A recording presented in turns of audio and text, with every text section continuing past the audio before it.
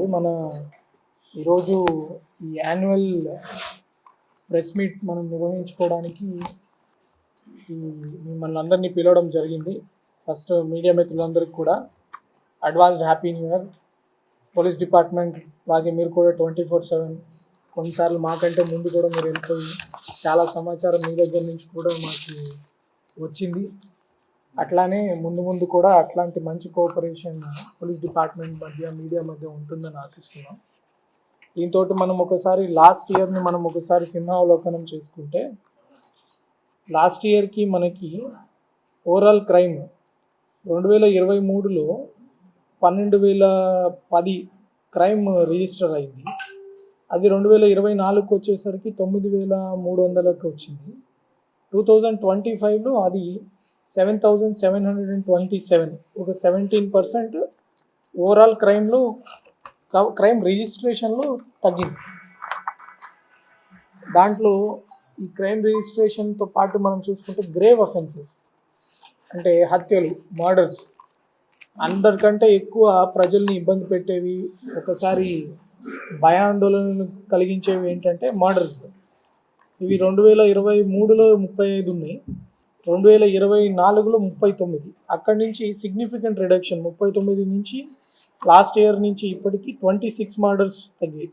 అంటే almost 1/3, 33% మర్డర్స్లో reduction ఉంది. తర్వాత ఈ రేప్ కేసెస్లో కూడా మనం చూస్తే 26% రిడక్షన్ ఉంది.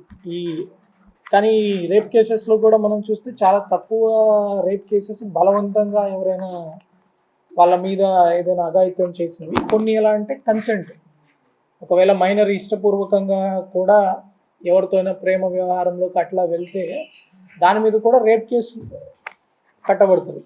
అట్లాంటి కేసెస్ 59 కేసెస్, ఇది కూడా ఒక 26% రెడ్యూస్ అయినాయి. అది పోక్సో అవేర్నెస్ కార్యక్రమాల వల్ల కావచ్చు.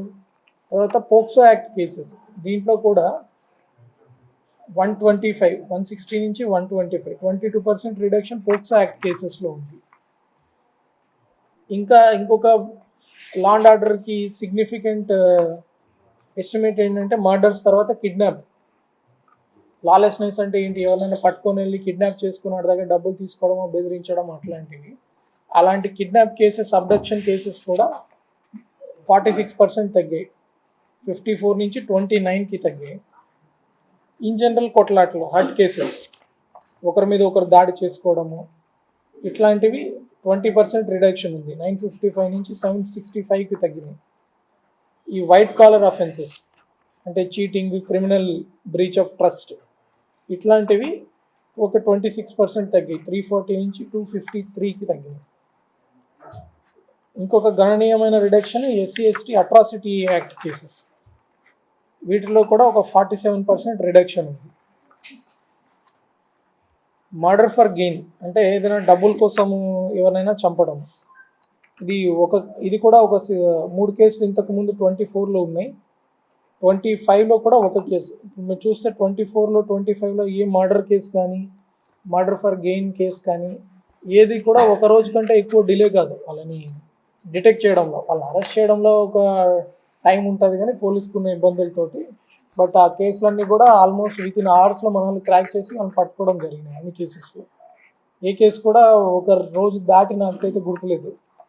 అంటే ఒక రోజు తర్వాత కూడా మా వాళ్ళు ఎతికి ఎవరు చేశారో తెలియకుండా అట్లాంటివి లేదు. డెకాయిటీ కేసెస్ ఒక 2024లో ఒక కేసు ఉంది, ఈసారి 3 కేసెస్ రిజిస్టర్ చేయడం జరిగింది. ఈ డెకాయిటీ కేసు కూడా మనం చూస్తే కొంతమంది మీద స్ట్రిక్ట్ యాక్షన్ తీసుకోవడానికి కూడా డెకాయిటీ కేసెస్ వచ్చినాయి వాళ్ళ మీద. అంటే వాళ్ళ దగ్గర పోయిన అమౌంట్ చాలా తక్కువ, కానీ ఎప్పుడైతే ఈ 4-5 కూర్చొని గ్యాంగ్ లాగా ఏర్పడతారో వాళ్ళ మీద డెకాయిటీ లాంటి బలమైన సెక్షన్ కూడా పెట్టడం జరిగింది. ఇంకొకటి ఈ రాబరీ కూడా మీరు చూస్తే రాబరీ అనగానే పెద్ద దొంగతనం లాగా మనకు అనిపిస్తుంది, కానీ ఇప్పుడు మనం రాబరీ సెక్షన్స్ చాలా మంది మీద పెట్టాము. బేసికలీ బండ్లు ఆపి డబ్బులు కలెక్షన్ చేయడము, బండ్లు ఆపి డబ్బులు అడగడము, 1,000 రూపాయలు 2,000 రూపాయలు అమ్మే ఇట్లాంటి పర్సన్స్ మీద కూడా స్ట్రిక్ట్ యాక్షన్ తీసుకోవడం జరిగింది. తర్వాత హౌస్ బ్రేకింగ్స్ కూడా 2024కి 25కి ఒక 21% రిడక్షన్ ఉంది. ముఖ్యంగా ఈ ప్రాపర్టీ అఫెన్సెస్ మనం చూస్తే 2024లో మన దగ్గర పోయిన సొమ్ము 7 కోట్లు, అది 2025 వచ్చేసరికి 6,32,00,000. సో ప్రాపర్టీ పోగొట్టుకున్న ప్రాపర్టీ కూడా సిగ్నిఫికెంట్గా తగ్గింది, మన దగ్గర నుంచి చోరీ చేయబడింది. Same time property recovered 4,28,00,000 last year మనం రికవర్ చేసాము. ఈ ఇయర్ 4,26,00,000. అంటే ఇంకా ఇయర్ జరిగినవి ఇంకా రికవరీ అవుతాయి. జనరల్గా పాతవి జరిగి ఇప్పుడు 2024లో 23లో ఒక 10 ఏళ్ళ తర్వాత ముందు పోయిన సొమ్ములు కూడా చాలా వరకు రికవర్ చేయడం జరిగింది.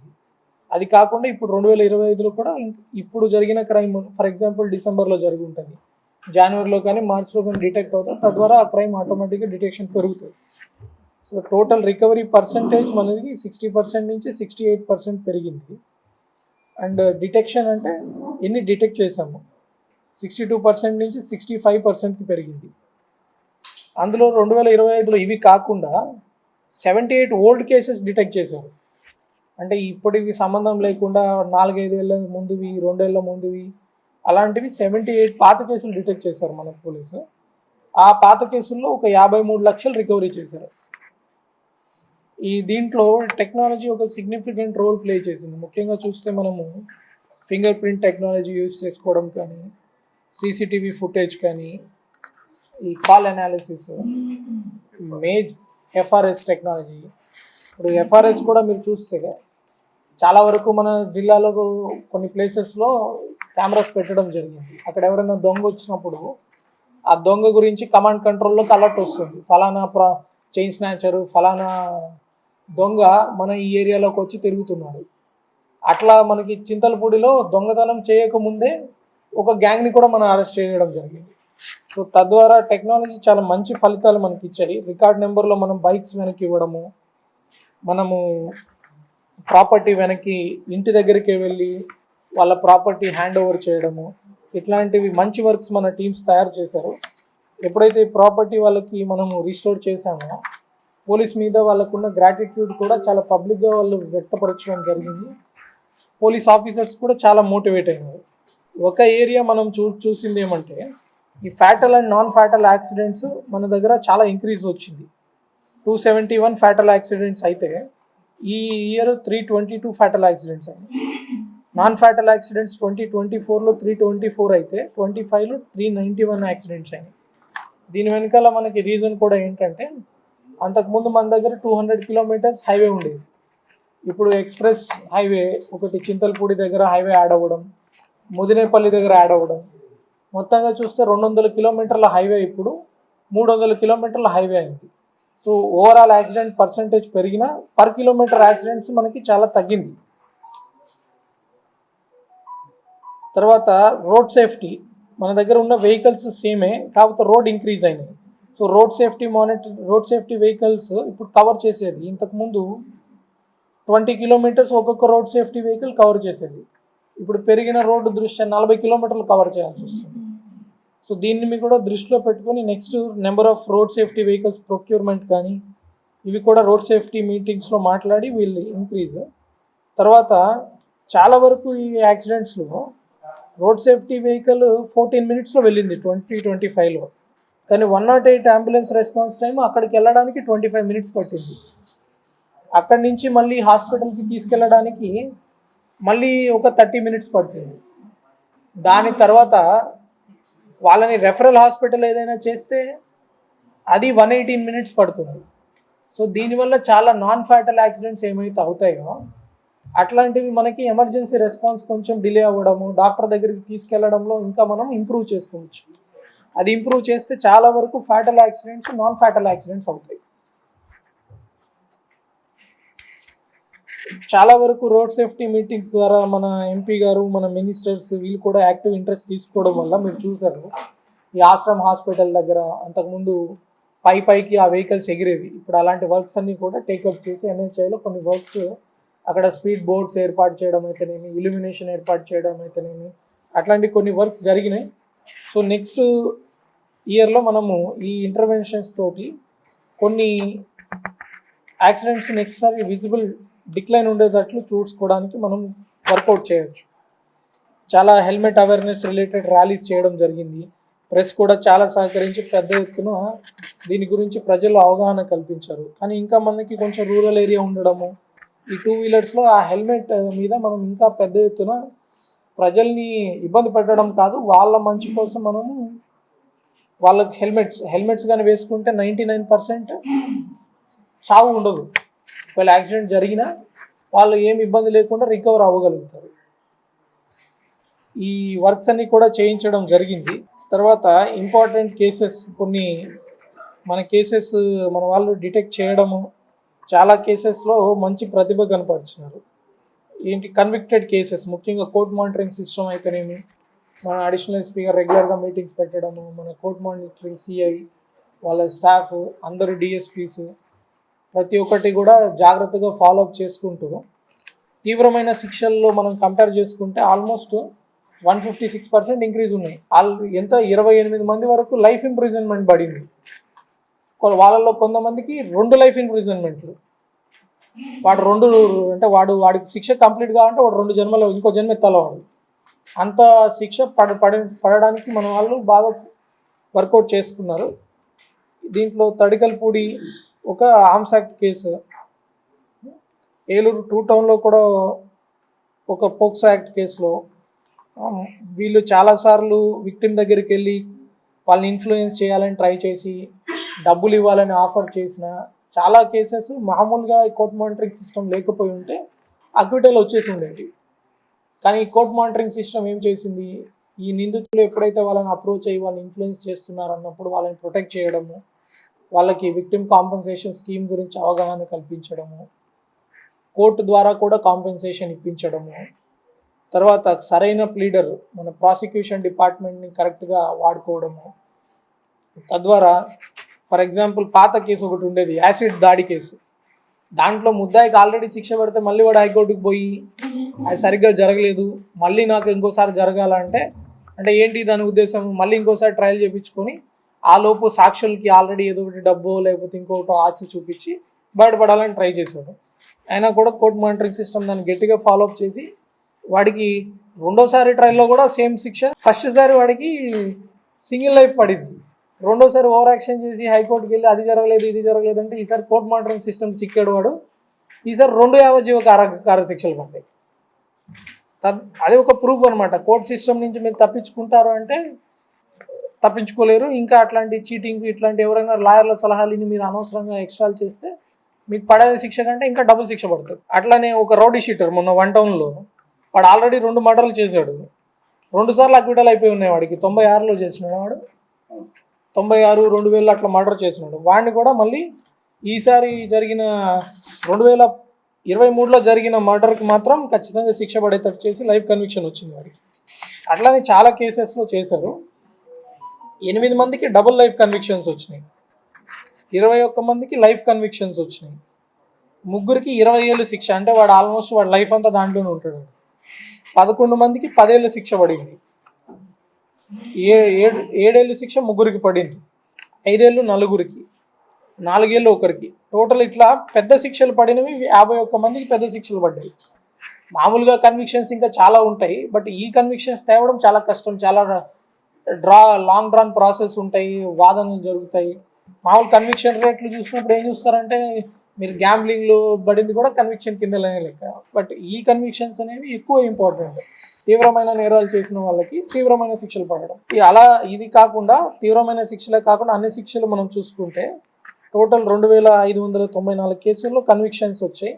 దాంట్లో 66% కన్విక్షన్ జరిగింది. లోక్ అదాలత్లో కూడా మన పోలీస్ డిపార్ట్మెంట్ కావచ్చు, ప్రాసిక్యూటర్స్, కోర్టు సహకారంతో మంచిగా పర్ఫామ్ చేశారు.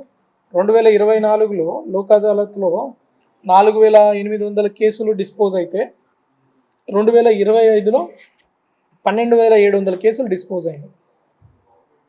2024లోకి ఇప్పటికీ డ్రాస్టిక్ డిఫరెన్స్ ఉంది, ఆల్మోస్ట్ 200% ఇంక్రీజ్ ఉంది. ఇంకా ఎన్ఫోర్స్మెంట్ వైజ్ కూడా చాలా చక్కగా ఈ గ్యాంబ్లింగ్ మీద కానీ చాలా వరకు దాన్ని కంట్రోల్ చేయడం చేశారు. క్లబ్స్ మీద రైడ్ చేయడం కావచ్చు, క్లబ్స్ని ఫంక్షనల్ కాకుండా దాన్ని కంట్రోల్ చేయడం కావచ్చు. ఈ డ్రోన్స్ కూడా చాలా హెల్ప్ అయినాయి మనకి. ఈ డ్రోన్స్ ద్వారా మనం చూస్తే చాలా లైవ్లో ఉన్న అఫెన్సెస్ మనం డిటెక్ట్ చేశారు. ఈ కాపర్ వైర్, రైతులు కాపర్ వైర్లు కొట్టేయడం, మోటార్లు కొట్టేయడం, ట్రాన్స్ఫార్మర్లు కొట్టేసే వాళ్ళని కాలుస్తున్న సమయంలోనే వాళ్ళని తీసుకెళ్లి లైవ్ ఎవిడెన్స్తో పట్టుకోవడం జరిగింది. అట్లనే చాలా ప్రాస్టిట్యూషన్ కేసెస్ డిటెక్ట్ అయినాయి. ఇంతకుముందు చాలామంది బయటకు చెప్పుకునే వాళ్ళు, కేసులు కూడా కట్టడానికి ముందుకు వచ్చేవాళ్ళు కాదు. వాళ్ళు ప్రాస్టిట్యూట్ దగ్గర వెళ్ళేవాళ్ళు, వాళ్ళు వీళ్ళని బెదిరించి కొట్టేసి వాళ్ళ దగ్గర ఉన్న బంగారు లాక్కుపోవడము, వాళ్ళ దగ్గర ఉన్న ఇలాంటివి చేసేవాళ్ళు. సో కాబట్టి ఆ హైవే మీద కూడా డ్రోన్ పెట్రోలింగ్ చేయడము, అలాంటి వాళ్ళ మీద కూడా రాబరీ కేసెస్ పెట్టడము, తద్వారా కూడా కొంచెం ఆ క్రైమ్ కూడా కొంచెం కంట్రోల్లోకి వచ్చింది. తర్వాత పీజీఆర్ఎస్లో కూడా ఏలూరు డిస్ట్రిక్ట్ ఎస్పెషల్లీ పోలీస్ డిపార్ట్మెంట్లో స్టేట్లో కూడా నెంబర్ 1 కింద వచ్చారు. ఆ డేటా కూడా ఇవ్వండి, వచ్చింది కదా. పీజీఆర్ఎస్లో అప్లికేషన్ రిడ్రెసల్లో కానీ టైంకి దాన్ని కవర్ చేయడము, అది ఒకసారి ప్రెస్ నోట్లో యాడ్ చేసి ఇవ్వండి. వాళ్ళు స్టేట్లో నెంబర్ 1 కింద వచ్చింది ఏలూరు డిస్ట్రిక్ట్ పీజీఆర్ఎస్ రిడ్రెసల్లో. ఈ సైబర్ క్రైమ్లో కూడా చాలా కొన్ని సక్సెస్ఫుల్ కేసెస్ మనం డిటెక్ట్ చేయడము, అమౌంట్ రికవర్ కూడా చేస్తారు. ఆల్మోస్ట్ 20 కోట్ల అమౌంట్ హోల్డ్ చేయగలిగారు అకౌంట్స్లో, టైంకి రిజిస్టర్ చేయడము, 1930 కాల్ చేయడం అవేర్నెస్ డెవలప్మెంట్ వల్ల. అమౌంట్ కూడా కోర్టు ద్వారా మన ద్వారా 22,70,000 వాళ్ళకి రిటర్న్ ఇవ్వడం కూడా జరిగింది ఆల్రెడీ. అంతేకాకుండా 4,000 మొబైల్స్ రిటర్న్ చేశారు. వీటి మొబైల్స్ విలువనే 5,33,00,000 ఉంటుంది. ఇందాక రిటర్న్ చేసిన ప్రాపర్టీ కాకుండా దిస్ ఈజ్ అడిషనల్. ఒక 5,33,00,000 వర్త్ మొబైల్స్ని మనం రికవర్ చేసి ఇవ్వగలిగాం. స్టేట్లో కూడా మనం టాప్లో ఉన్నాము ఈ సిఏఆర్ పోర్టల్ రికవరీస్లో. నెంబర్ ఆఫ్ ఫోన్స్ మనం రికవర్ చేసే దాంట్లో ఆల్మోస్ట్ టాప్ 5లోనో ఎంతలోనో ఉన్నట్లున్నాము. ఆ రికవర్ చేసిన ఫోన్స్ కూడా వాళ్ళ ఇంటికి వెళ్ళి ఇవ్వడము, తద్వారా అవగాహన కల్పించడం కూడా జరిగింది. డిజిటల్ అరెస్ట్ కూడా చాలామంది దీపావళి టైంలోనే ఎప్పుడు వెళ్ళారు మనం, దీపావళి టైంలో. ఆ దీపావళి అంతా వదిలేసుకొని 4-5 సార్లు ఇంకా కంటిన్యూస్గా సుప్రీంకోర్టు లాయర్లు కూడా వచ్చారు. అయినా కూడా మన వాళ్ళు ఇంకా కంటిన్యూ చేస్తున్నారు ఆ ఇన్వెస్టిగేషన్. చాలా మంచి ఇన్వెస్టిగేషన్ చేశారు. ఆల్మోస్ట్ ఒక కేసు సహాయంతో 400 కేసులు దేశవ్యాప్తంగా డిటెక్ట్ చేశారు ఆ కేసులో. ఈ జ్యువెలరీ షాప్ థెఫ్ట్ కూడా వాళ్ళు చాలా దూరం వెళ్ళి, అప్పుడు కూడా దసరా ఉందా, ఆ దసరాకన్నీ వాళ్ళ ఫ్యామిలీస్ అన్నీ వదిలేసుకొని చలిలో చాలా రోజులు ఉండి వాళ్ళు ఆ కేసు డిటెక్ట్ చేయడం జరిగింది. అట్లా చాలా కేసెస్ మీ అందరికి కూడా తెలుసు. అలాంటి చాలా కేసెస్ డిటెక్ట్ చేయడం ఇవన్నీ జరిగినాయి. నెక్స్ట్ ఇయర్ ఈ ట్రాఫిక్ సమస్య మీద ఎక్కువ దృష్టి పెట్టాలనుకుంటున్నాం. Traffic, road safety. మనకు రోడ్లు పెరుగుతున్నాయి, రోడ్డు మీద వెహికల్స్ పెరుగుతున్నాయి. అట్లాంటప్పుడు మనం హెల్మెట్స్ వేసుకోవాల్సిన అవసరం ఎంతైనా ఉంది. కానీ దాన్ని మనం పోలీసు హెల్మెట్లు వేసుకోమని చెప్తున్నారంటే అది మనం ఇబ్బందిగా ఫీల్ అయ్యి పోలీసులను పోలీసులు తిట్టుకున్నారు, కానీ మీ లైఫ్ సేవ్ అయిందంటే అది చాలా ఇంపార్టెంట్ కదా. ఒక రోడ్డు యాక్సిడెంట్లో ఎవరైనా ఇంటి పెద్ద చనిపోయారంటే అది ఒక వ్యక్తి చనిపోయినట్లు కాదు, ఆ కుటుంబం అంతా కూడా రోడ్డు మీద పడ్డట్లు. సో అట్లాంటి వాటికి కొంచెం పోలీసులకు ఇబ్బందులు ఎదురైనా కూడా ఈ చలాన్స్ ద్వారానైతేనేమి, ఎడ్యుకేషన్ ద్వారానైతేనేమి ఈ హెల్మెట్స్ ఎన్ఫోర్స్మెంట్ పెంచాలి అని ఈసారి మేము స్ట్రిక్ట్గా నిర్ణయం తీసుకుంటున్నాము. ఇంతేకాకుండా ఏలూరు టౌన్లో ఫుడ్ పాట్రోలింగ్ కూడా మనం రీసెంట్గా నిర్వహించడం జరిగింది. చాలా గ్యాప్స్ ఐడెంటిఫై చేశాము. ఛాంబర్ ఆఫ్ కామర్స్ వాళ్ళ సజెషన్స్ కూడా తీసుకొని వాళ్ళ కోఆపరేషన్ తోటి ఒక్క పోలీస్ ఫోర్సే కాకుండా వాళ్ళ దగ్గర నుంచి కూడా వాలంటరీ ఫోర్స్ సహాయంతో ఈ ట్రాఫిక్ రెగ్యులేషన్ అనే దాని మీద ట్రాఫిక్ వార్డెన్ అనే కాన్సెప్ట్ వర్కౌట్ చేస్తున్నాము. ఓన్లీ ఏలూరు కాకుండా జంగారెడ్డిగూడెం, నూజివీడు టౌన్స్లో కూడా ఇవి స్టార్ట్ చేస్తాం. తర్వాత ఈ గాంజా మీద కూడా చాలానే వర్క్ జరిగింది మన దగ్గర. డ్రోన్స్ ద్వారా కూడా ఫస్ట్ టైం మనము గాంజా అఫెండర్స్ని పట్టుకోవడం జరిగింది. 2 కేసులు పెట్టడం జరిగింది. డ్రోన్లో వాళ్ళు గాంజా పీలుస్తుంటే ఆ గాంజా కన్స్యూమర్స్ని ఐడెంటిఫై చేసి, కన్స్యూమర్స్ మీదనే టార్గెట్ కాకుండా వాళ్ళకి ఎవరు సప్లై చేశారన్న వాళ్ళని పట్టుకొని జైల్లో పెట్టడము, ఒక పాపని, ఆ గాంజా అడిక్ట్ అయిన పాపని తీసుకెళ్ళి రీహాబిలిటేషన్ చేయించడము, వైజాగ్ రీహాబిలిటేషన్ చేయించడం కూడా జరిగింది. ఈ చాలామంది షాప్స్ మీద, ట్రైన్స్ మీద కూడా అవి చెక్ చేయడము, ఈ పాత గాంజానంతా కూడా ఇన్సినరేట్ చేయడము, రీహాబిలిటేషన్ చేయడము. సో ఈ గాంజా మీద ఎన్ఫోర్స్మెంట్ అలాగే ముందుకు నడుస్తుంది. తర్వాత ఈ సైబర్ క్రైమ్ మీద కూడా రాష్ట్ర వ్యాప్తంగా కూడా ఒక ఎక్సర్సైజ్ నడుస్తుంది. ఎలా మనము ఈ పెరుగుతున్న సైబర్ క్రైమ్ని ట్యాకిల్ చేయాలా, జనాల్లో అవేర్నెస్ ఎలా క్రియేట్ చేయాలా. ప్రజల్లో చాలా బాధ ఉంది, మా డబ్బులు పోతున్నాయని. ఒకటి మనం అర్థం చేసుకోవాలా, ఎప్పుడైతే ఈ సైబర్ క్రైమ్ ఏంటంటే ఎక్కడో వియత్నాంలోనో లేకపోతే చైనీస్ ఆపరేటర్స్ చాలామంది చేస్తున్నప్పుడు మన దేశంలో మన రాష్ట్రంలో మన జిల్లాలో దొంగను పట్టుకోవడం చాలా సులభం, మనకి లా కూడా సహకరిస్తుంది. అట్లా కాకుండా వేరే రాష్ట్రం నుంచి క్రైమ్ చేసినప్పుడు, వేరే దేశం నుంచి క్రైమ్ చేసినప్పుడు చట్టపరంగా చాలా ఇబ్బందులు ఉంటాయి.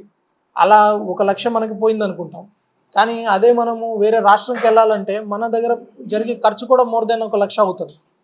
సో అది ఎలా దాన్ని ట్యాకిల్ చేయాలా, మనం ఆ 1,00,000 రికవర్ చేసే ప్రాసెస్లో మనం ఇంకా దాని మీద ఎక్కువ ఖర్చు పెట్టాలా, లేకపోతే దాన్ని మనము prevention is better than cure కింద మనం అవేర్నెస్ యాక్టివిటీస్ మీద అది ఖర్చు పెడితే మనం ఎక్కువ షీల్డ్ చేయొచ్చు. ఎందుకంటే ఈరోజు ఒక రకంగా మోసం చేస్తారు, రేపు ఇంకో రకంగా మోసం చేస్తారు. ఆ మోసానికి సంబంధించిన ప్రతిదీ అవేర్నెస్ మెటీరియల్స్ చెప్తున్నారు, కానీ ఇంకా ప్రజల్లో చాలామంది మోసపోతున్నారు. ఎలాగా?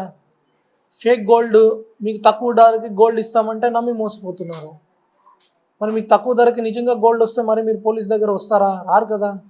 ఆ తక్కువ ధరకి గోల్డ్ వచ్చేస్తే ఆ రిటర్న్స్ పోలీస్తో కానీ గవర్నమెంట్తో కానీ షేర్ చేస్తారా? చేయరు కదా. అట్లాంటప్పుడు మనం కూడా రెస్పాన్సిబిలిటీ తీసుకోవాలి. మనం ప్రతిసారి మోసపోతే ఎలాగా? చాలామంది ఫేక్ గోల్డ్తో మోసపోయి అవేర్నెస్ పెట్టి ప్రెస్లో మీడియా రాసి అయినా కూడా మళ్ళీ అత్యాశకు లోనైపోయి ఎవరైనా తక్కువ డబ్బుకి మళ్ళీ గోల్డ్ ఇస్తామంటే వాళ్ళ దగ్గర మోసపోతే ఎలాగా మీరు? సో అట్లాంటి మోసాలకు మీరు గురి కావద్దు. అలాంటి మోసాలకు మీరు గురి కావద్దు అంటే 2 సూత్రాలు. ఊరికే డబ్బులు వస్తాయంటే నమ్మొద్దు, అది గోల్డ్ కావచ్చు. ఊరికనే ఎవడైనా ఉద్యోగం ఇస్తానంటే నమ్మకూడదు. ఊరికనే ఎవరైనా మీకు ఫ్లాట్ ఇస్తాం అతి తక్కువలో ఇస్తామన్నా నమ్మకూడదు. ఏదైనా మనకి తక్కువ రేటుకు వస్తుంది, ఏదైనా మనకి ఊరికే వస్తుంది అన్నప్పుడు దాన్ని ఇంకా 2 ఎక్కువ అనుమానించాలి మీరు. అట్లాంటిది మీకు ఏదైనా డౌట్ ఉంటే ఖచ్చితంగా పోలీస్ డిపార్ట్మెంట్ దగ్గరకు కూడా రండి, ఒకసారి వెరిఫై చేయించుకోండి. అతను మంచోడా కాదా, వాడు చెప్పేది కరెక్టా కాదా. మీరు లేకపోతే ఒక చిన్న చిట్కా ఏముంది, మీకు అలాంటి ఎవరైనా ఆఫర్ చేస్తే మా బావమరిదో మా బంధువు ఎవరో పోలీస్ డిపార్ట్మెంట్లో ఉన్నారు, ఆయనతోటి ఒక్కసారి డిస్కస్ చేసి మీ దగ్గరకు వస్తానని చెప్పండి. 99% వాడు మళ్ళీ మీ దగ్గరికి రాడు. సో అదొక ఈజీ మెథడ్. ఇట్లాంటివి వాడుకొని మీరు మోసాల బారిన మనకు కూడా రెస్పాన్సిబిలిటీ ఉంది. 2 ఈ సైబర్ క్రైమ్. ఏదంటే అది మనకి వాట్సాప్లో రాగానే దాని లింక్ ఓపెన్ చేయడము, ఎవరో ఏదో పంపిస్తే ఆ అప్లికేషన్ మనం ఇన్స్టాల్ చేయడము, అట్లాంటివి మనం చేయకూడదు. ఎవరైనా మీకు డిజిటల్ అరెస్ట్ అని ఇంకొకటని మీకు బెదిరిస్తే వెంటనే పోలీస్ డిపార్ట్మెంట్కి ఫోన్ చేయండి. ఏ పోలీస్ డిపార్ట్మెంట్ కూడా మీకు ఆన్లైన్లో వాట్సాప్లో కాల్ చేసి మిమ్మల్ని అరెస్ట్ చేస్తున్నాం, మీరు డబ్బులు ఇవ్వండి అంటే ఎందుకు అడుగుతారు ఎవరైనా పోలీసు? ఒకవేళ ఈవెన్ కరప్ట్ పోలీస్ ఆఫీసర్ కూడా రికార్డెడ్గా మిమ్మల్ని ఎవరైనా అడుగుతారా? అడగరు. అది కామన్ సెన్స్ వాడాలి మనం. ఈ ఎట్టి పరిస్థితుల్లోనూ అట్లాంటి వాళ్ళు మిమ్మల్ని ఎవరైనా డిజిటల్ అరెస్ట్ చేస్తామని బెదిరించినప్పుడు ఇమీడియట్లీ 112కి ఫోన్ చేయండి. వాళ్ళకి డబ్బులు అనేవి మీరు ట్రాన్స్ఫర్ చేయొద్దు. సో ఇట్లాంటి సైబర్ క్రైమ్ అవేర్నెస్ మీద కూడా ఇంకా ముందు ఎక్కువ అవేర్నెస్ కల్పించడం కానీ దాని మీద స్పెషల్ టీమ్స్ ఫామ్ చేయడం కానీ జరుగుతుంది. తర్వాత మనకి ఇంకొక అడ్వాంటేజ్ ఈ సంవత్సరంలో జరిగిన మంచి పరిణామం ఏంటంటే ఒక 6,000 మంది కానిస్టేబుల్స్ రాష్ట్ర వ్యాప్తంగా వస్తున్నారు. అందులో మనకు కూడా ఉమ్మడి జిల్లా 194 కానిస్టేబుల్స్ కొత్తగా డిపార్ట్మెంట్కి రిక్రూట్మెంట్ అవుతున్నారు. ఇప్పుడు చిత్తూరు జిల్లా నుంచి వచ్చిన కానిస్టేబుల్స్ కూడా మన దగ్గర ట్రైన్ అవుతున్నారు. అట్లానే మన కానిస్టేబుల్స్ కూడా అనంతపూర్లో ట్రైన్ అవుతున్నారు. వీళ్ళు ఇంకొక 9 నెలల్లో మన డిపార్ట్మెంట్లో వచ్చి చేరుతారు. అప్పుడు కొద్దిగా 2018 బ్యాచ్ తర్వాత మళ్ళీ ఫస్ట్ టైం మన దగ్గర కొత్త రక్తం అనేది వస్తుంది. ఈ సైబర్ క్రైమ్ని ఫైట్ చేయడానికి కావచ్చు, రోడ్డు మీద స్ట్రిక్ట్గా తిరిగి కొంచెం ఆ ఫోర్స్ కొంచెం కొత్త రక్తం వస్తుంది. పోలీస్ డిపార్ట్మెంట్ కూడా స్ట్రెంగ్తెన్ అవుతుంది. అట్లానే కొన్ని వెహికల్స్ కూడా త్వరలోనే పోలీస్ డిపార్ట్మెంట్కి అందుబాటులోకి వస్తాయి. అప్పుడు మన పెట్రోలింగ్ కానీ ఇంకా ఎఫెక్టివ్గా ఉంటాయి. ఈరోజు సమావేశంలో భాగంగా నేను ఒకసారి మళ్ళీ వేరే డిపార్ట్మెంట్స్ నుంచి వేరే ఏజెన్సీస్ నుంచి మాకు వచ్చిన సపోర్ట్ని కూడా నేను గుర్తు చేసుకోవాలనుకుంటున్నాను. ముఖ్యంగా చూస్తే మన ఎంపీ గారు పుట్ట మహేష్ గారు పోలీస్ డిపార్ట్మెంట్కి ఆయన ఎంపీ ల్యాడ్స్ నుంచి ఎప్పుడూ లేని విధంగా ఒక 65 లక్షలు శాంక్షన్ చేసి ఈ డార్మిటరీస్ కట్టించడం జరిగింది. చాలా బందోబస్తులో వస్తారు, చాలా ఉమెన్ ఆఫీసర్స్ వస్తారు. వాళ్ళకి సరైన వసతి ఉంటే వాళ్ళు సరిగ్గా రెస్ట్ తీసుకొని ఉదయం మంచి పని చేస్తారు. సో ఆ డార్మెటరీని మనము ఆయన శాంక్షన్ చేసి చాలా పెద్ద ఎత్తున పోలీస్ డిపార్ట్మెంట్కి సహకరించారు. అంతేకాకుండా ఎన్హెచ్ఏలో కూడా చాలా లెటర్స్ మనం ఇచ్చినవి తీసుకెళ్ళి ఫుట్ ఓవర్ బ్రిడ్జెస్ ఏర్పాటు చేయడం అయితేనేమి, తర్వాత ఎన్హెచ్లో యాక్సిడెంట్స్కి తగ్గించడానికి వాళ్ళ డిపార్ట్మెంట్తో మాట్లాడి రెక్టిఫికేషన్స్ చేయడం అయితేనేమి, ఆయన చాలా సహకరించారు. అట్లానే మన ఇన్ఛార్జ్ మినిస్టర్స్ కానీ, తర్వాత మన డిస్ట్రిక్ట్ మినిస్టర్ గారు కూడా ప్రతి యాక్టివిటీలో కూడా పోలీస్ డిపార్ట్మెంట్కి సపోర్ట్ చేశారు. తర్వాత చాలామంది ఎమ్మెల్యేస్ కూడా ముందుకు వచ్చి, మన కైకలూరు ఎమ్మెల్యే గారు ఆల్మోస్ట్ 5 వెహికల్స్ మన కైకలూరు కాన్స్టిట్యున్సీలో కొత్త వెహికల్స్ మనకి కార్పొరేట్ సోషల్ రెస్పాన్సిబిలిటీ ద్వారా ఇప్పించడం జరిగింది. అట్లానే మన ఏలూరు ఎమ్మెల్యే గారు కూడా ఏలూరులో 2 వెహికల్స్ వచ్చినాయి. ఒక వెహికల్ ద్వారకా తిరుమలకు కూడా రావడం జరిగింది.